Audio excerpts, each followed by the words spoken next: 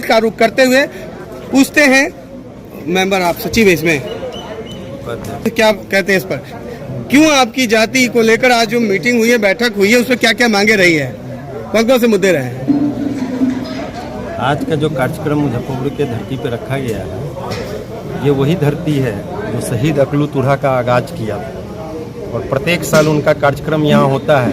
देश के महान वीर सपूत जो ये देश के पूरा भूभाग को आज़ाद कराने में अपना बलिदान दिया, आज भी वो समाज वंचितों के कतार में अंतिम पंक्ति में खड़ा है। ये समाज आज एकजुट इसलिए इस कार्यक्रम में हुआ है, जिस हर दृष्टिकोण से ये समाज पिछड़ा है। ये अपना कदम बढ़ाना शुरू किया एकजुटता के बल पे कि पटना में भी हम लोग भव्य भवन निर्माण करेंगे, जिससे हमारा समाज जो आज रोड किनारे साग सब्जी फल मछली बेचने का काम करते हैं, हमारा समाज के बच्चे पढ़ नहीं पा रहे हैं, लिख नहीं पा रहे हैं, शिक्षित नहीं हो पा रहे हैं, उसकी चिंता हमारा समाज आज करने के लिए निकला है। उनके सुख सुविधा के लिए, उन्हें आगे भविष्य उज्जवल करने के लिए पटना में एक भवन का निर्माण किया जाएगा, जो पूरे बिहार के और अन्य प्रदेशों से भी हमारे समाज के जो भी बच्चे बच्चियां आएंगी वो वहां रहकर पढ़ाई कर सकती हैं। और स्वास्थ्य के लिए भी राजधानी में पटना में पहुंचते हैं तो उनको ठहरने की व्यवस्था नहीं रहती है, उस जगह पे ठहर सके। ये तो आप ट्रस्ट के माध्यम से कर रहे हो, तो तुरहा जी की बात भी रही, बावजूद इस समाज को क्यों राजनीतिक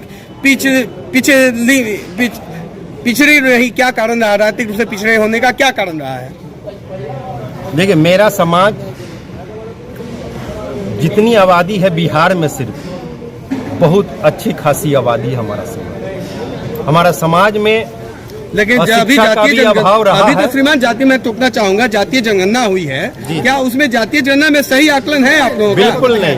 क्या कारण है? 5 लाख की आबादी शो किया गया है, क्या सरकार को मालूम नहीं था? सरकार को, जिनकी सरकार में ये जातीय जनगणना हुआ, उनको मालूम नहीं था कि तुरहा समाज किन किन विधानसभा में कितनी आबादी है? वो तो आंकड़ा स्वतः निकल जाता है। कितनी है? 30 से 35 लाख आबादी हमारे समाज के बिहार में। यही सवाल मैं आपके आसपास में जो लोग आपके समाज के उनसे भी पूछना चाहूंगा। जी, क्या नाम है आपका? जी, हमारा नाम प्रभात कुमार। क्या जातीय जनगणना से खुश हैं आप? जी बिल्कुल नहीं। क्या जातीय जनगणना जिस तरह से सरकार द्वारा जो जनगणना कराई गई है, दिखाई गई, दर्शाई गई है, उससे हमारा समाज पूरी तरह संतुष्ट नहीं है और इससे यह आगामी हमारा पूरे समाज का विरोध इस जनगणना को लेकर के, जिसको लेकर आने वाले समय में। क्या परिचय क्या हुआ जी, बताएं। प्रभात कुमार जी, हमारे साथ करानी है जी। यही जातीय जनगणना से क्या आप खुश हैं? जी नहीं, क्या लगता है कि सही आंकड़ा दिखाया गया है? नहीं, सही नहीं दिखाया गया है। जी जी, क्या परिचय हुआ आपका? सीधा परिचय बताएं, बहुत कम समय। अंदर सा हो गया। और भी हमारे साथ लोग हैं, क्या ना इसमें एकदम गलत जनगणना हुआ है, मुंह देखुआ जनगणना समझते हैं। यादव जी के साथ रहे तो यादव जी का बढ़ा दिए, मियाँ जी का बढ़ा दिए। ये क्या ड्रामा है? ये नीतीश कुमार का ड्रामा है, ठीक है। ये पलटी मार, हर जगह पलटी मारते हैं और कुछ करते नहीं है। एकदम जाति की जनगणना बेहुदा हुआ। चुनावी प्रक्रिया में हमारा विरोध होगा, खुलेआम विरोध होगा। एक और व्यक्ति हमारे साथ। जी, क्या परिचय हुआ? हेलो, मेरा नाम शुरू से हुआ जी। क्या जो लग रहा है, जातीय जनगणना से खुश है? एकदम गलत। सरकार में सुना जाए, जितना सरकार अभी जो आंकड़ा जो निकाला है, मेरे 2 जिला में है, पूर्वी और पश्चिमी चंपारण में 4.5 लाख जनसंख्या है और तो पूरे बिहार के बाद समाप्त है का। अभी भी 5.5 लाख संख्या हमारे पूर्वी और पश्चिमी में है और पूरे बिहार में लमसम 35 से 40 लाख है। मेरा नाम सूरज शाह है और पूर्व मुखिया है, प्रदेश मुख्यालय। एक सवाल। अभी क्या खुश नहीं है? नहीं, आप बोलिए ना, क्या कहना चाहेंगे आप? वो अचानक गलत है। जातिगत इसको लेकर क्या चुनाव अभी आने वाला है, क्या इस पर क्या करेंगे? सकारात्मक रहेगा क्या नकारात्मक रवैया रहेगा आप लोगों का? और सरकार हम पर अच्छा काम नहीं करेगा जातिगत गणना में, हम विरोध करेंगे। तो एक सुर में क्या आप लोग कह रहे हैं? क्या जाति जनगणना जो 2011 में उससे भी आधा दिखाया गया तुरहा से, जो हमारी जनसंख्या जितनी होनी चाहिए उतना नहीं दिखाया गया। जब 2011 में होता है जनगणना, उसके अंतर्गत भी हम लोग के कम दिखाया गया है, आधा दिखाया गया है। अब इससे विकास की समझ सकते कि अब ये विकास की राजनीति में तुरहा समाज क्यों पीछे है, क्यों अब तक पीछे रह रहा है? फल और सब्जी बेच करके समाज को स्वस्थ बनाने वाले समाज को इस समाज को स्वस्थ बनाने के लिए सरकार क्यों पिछड़ी रही? समाज को अनदेखा कर सरकार ही करे, वो क्या पीछे नहीं रहेगा तो आगे होगा, जिसको सरकार ही अनदेखा कर रहा है। सरकार तो कुछ नहीं हम लोग को जाति के दिया है। चाहे जिसकी भी सरकार हो, तुरहा समाज के हमेशा उपेक्षा किया है और करता रहा। और जो अभी चुनाव आ रही है, उस चुनाव के अंतर्गत हम लोग भी एक पार्टी का क्या करने जा रहे हैं, गठन कर रहे हैं और उनके विरोध हर जगह इलेक्शन लड़वाएंगे। तो आई बात राजनीति की, राजनीति भागीदारी की और और जो भी पार्टी हो, या बीजेपी हो, जदयू हो, राजद हो, या कांग्रेस हो, ये सारे पार्टी वर्षों से हमारे समाज के प्रति उपेक्षा करता है और शोषण करता है। और हम सभी पार्टी को हम लोग बताएंगे, चुनाव लड़ेंगे, हर जगह निर्दलीय चुनाव लड़के हम लोग हराने का काम करेंगे। कोई भी पार्टी हो, ये जो भी पार्टी हो, राष्ट्रीय पार्टी हो, क्षेत्रीय पार्टी हो, सबको हराने का काम करेंगे।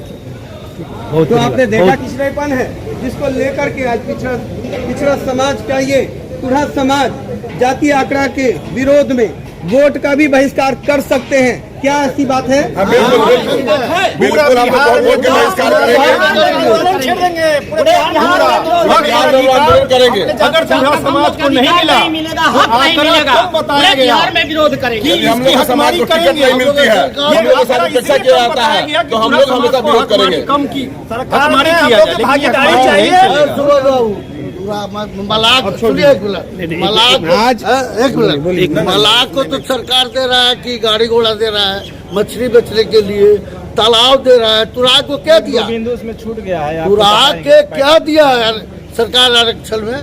हाँ, फुटपाथ पर सब्जी बेचता है, एक में रहता है शहरी अफसर और उठा पटा के फेंक देता है। जाति का दर्जा के लिए हम लोग कितना लड़ाई लड़े, इसके लिए अभी जो यूपी सरकार जो दी है तुरहा समाज को, उसी तरह से यहाँ पर भी हरजन में देना चाहिए था, लेकिन अभी जाति को दिया गया है, जाति को दिया गया है, लेकिन बिहार में अभी तक कोई भी सरकार बनी है, कोई भी सरकार नहीं दिया है। तत्काल वो प्रभाव से यहाँ लागू किया जाए, यहाँ तुरहा समाज भी यहाँ हरजन है।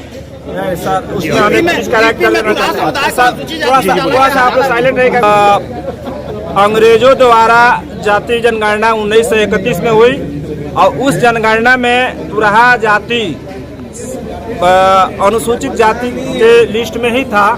1934 में भी एक साइमन कमीशन के जो जांच हुआ, उसमें साइमन कमीशन ने 17 जातियों के साथ तुरहा जाति को भी अनुसूचित में ही रखा। संविधान में जो भारतीय संविधान बना, उस संविधान में भी देश आजाद होने के समय में तुरहा जाति अनुसूचित जाति में ही था, रहा है, उस लिस्ट सेंट्रल लिस्ट में है। लेकिन 1956 का अमेंडमेंट जवाहरलाल नेहरू के अपने एक अमेंडमेंट लाया संविधान संशोधन का, जिसमें प्रथम संविधान संशोधन में इन्होंने राज्यवार राज्यों को जब अधिकार दिया कि अनुसूचित जाति के कोटा से किन किन जातियों को निकाल करके बाहर रखा जा सकता है, तो इस समाज का कोई नेता नहीं होने के कारण से उस समय के सर्वेकर्ताओं के द्वारा अनदेखी करते हुए तुरहा जाति को भी पिछड़ी जाति के सूची में रखा गया, जिसका हम लोग अभी विरोध करते हैं। आज भी उत्तर प्रदेश और उत्तराखंड तथा मध्य प्रदेश सहित कई राज्यों में, यहाँ तक कि पश्चिम बंगाल में भी और साउथ के राज्यों में भी इस जाति को अनुसूचित का ही सर्टिफिकेट प्राप्त है। आज बिहार में जिस गांव से हम बिलोंग करते हैं, वहाँ 98% जनसंख्या जो तुरहा जाति का है वह बीपीएल सूचीधारी है। अब ऐसे में बीपीएल सूचीधारी तो है ही, लेकिन इसमें शिक्षा का स्तर भी जो है मैट्रिक लेवल तक 2 से 3% बच्चे जाते हैं। तो इस प्रकार से आर्थिक तौर पर और सामाजिक तौर पर तथा राजनीतिक तौर पर तो पिछड़ापन ऐसे ही परिलक्षित हो रहा है। तो हम जो अनुसूचित जाति की मांग को लेकर के जो आगे कार्यक्रम चला रहे हैं, उसमें हमारा यही मानना है और सरकार या किसी भी राजनीतिक पार्टियों के लिए हम एक वोट में इस्तेमाल करने की वस्तु बनकर रह गए हैं। क्योंकि हमारे जाति के लोगों पहले संगठित नहीं थे, अब हम लोग सभी राज्य भर पश्चिम बंगाल का अलग एक मंच है, बिहार के मंच के लेवल से ही हम लोग अपना संगठन के माध्यम से और हर एक राजनीतिक पार्टियों को यह मैसेज देना चाहते हैं कि इस संबंध में वे लोग अपने कार्यक्रमों में आगे बढ़ाएं, अन्यथा हर कॉन्स्टिट्यूंसी में जो भी आबादी है वहाँ पर हम लोग एक अपना उम्मीदवार देंगे स्वतंत्र रूप से, चाहे वोट हारने के लिए ही हो लेकिन देंगे। हम करना चाहेंगे कि दहेज बहुत लंबा हो रहा है। राजनीति, ये जो ट्रस्ट है क्या सिर्फ राजनीतिक अवहेलना की ही शिकार बनेंगे या फिर आने वाले समय में कोई अपनी पार्टी की भी गठन करेंगे? अच्छा, बोल चुके। आप पर्चे फिर ले लीजिए, नहीं ले लीजिए, फिर ले लीजिए। आप कहाँ यहीं के रहने वाले हैं? नहीं, हम मोतिहारी के रहने वाले हैं। तैयारी में कहा अपनी राजनीतिक भारी